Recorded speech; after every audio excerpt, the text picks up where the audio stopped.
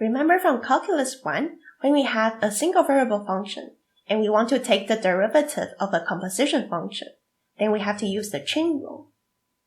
Similarly, for a multivariable function, there's also the chain rule for multivariable functions. Let's do a quick recap. In one variable, if y equals to f of u of x, that is the input to the function f, is a function of x, then if I want to find the derivative of y with respect to x, I have to use the chain rule, and that equals to the derivative of the outer function, and the input is still the inner function, u of x. And I have to multiply the derivative of the inner function, u prime. Or I can rewrite this as dy over du, then times du over dx. How about a function with two variables? So if the function c is a function of x and y, f of x and y, and x is a function of t, g of t, and y is also a function of t, h of t, then how can I find the derivative of z with respect to t? First, I can rewrite the function c as a function where the first variable is function of t, g of t, and the second variable, y, is function of t, h of t. So the function c is basically a function of t, but how can I find the derivative of c with respect to t? So here I need to use the chain rule. It's similar to the chain rule for one variable. So the derivative of c with respect to t, I can rewrite that as the partial derivative of the function with respect to x, then times dx over dt, which is also g prime, then plus the partial derivative of the function with respect to y, then times dy over dt, which is also the h prime. And there's an easier way to remember this, which is using the tree diagram. So I have my function c, that is a function of x and y, and both the x and y are functions of t. So I use the tree diagram, x is function of t, and y is also function of t. So if I want to take the derivative of z with respect to t, which are these two variables, then I go down along this tree diagram. So to go from z to t, I need to pass through the x. So first I take the partial derivative of z with respect to x, and x is a single variable function. It is a function of t. So I take dx over dt, and I multiply them. So along the left branch, I have dz over dx and dx over dt.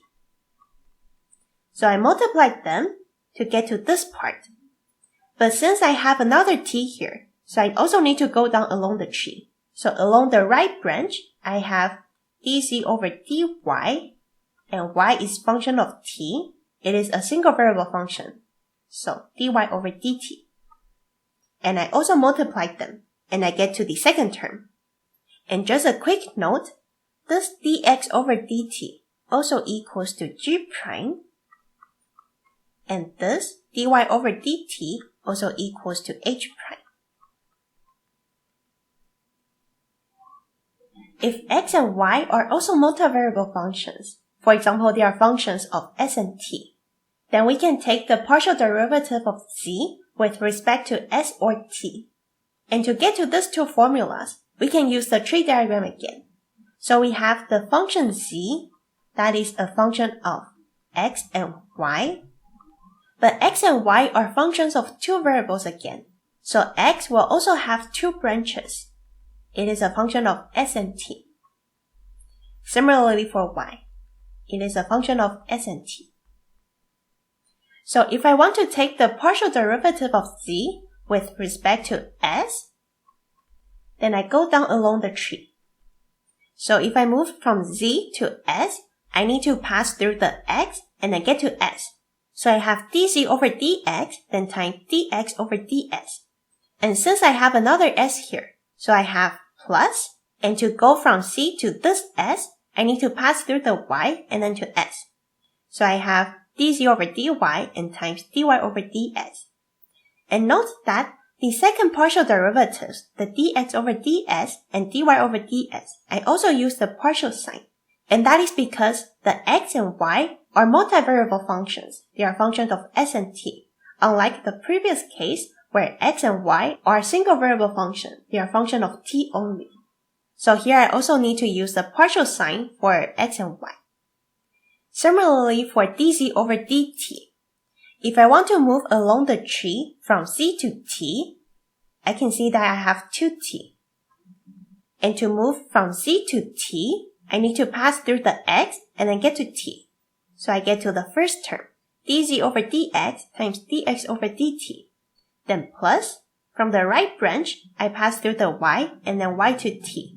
So plus dz over dy times dy over dt. Similarly, if I have multiple variables, for example, u is function of n variables, x1, x2 until xn, where x are functions of n variables, so t1, t2 until tn. Then I can use the same approach. So I can draw a tree diagram like this. So c would be a function of n variables. And for each variable, they are also a function of m variables. Then I can rewrite the partial derivative of u with respect to the ith variable, ti, as this form. And that is the end of the lecture. So in this lecture, we look at the chain rule for multivariable functions. In the next lecture, we are going to look at examples of the chain rule.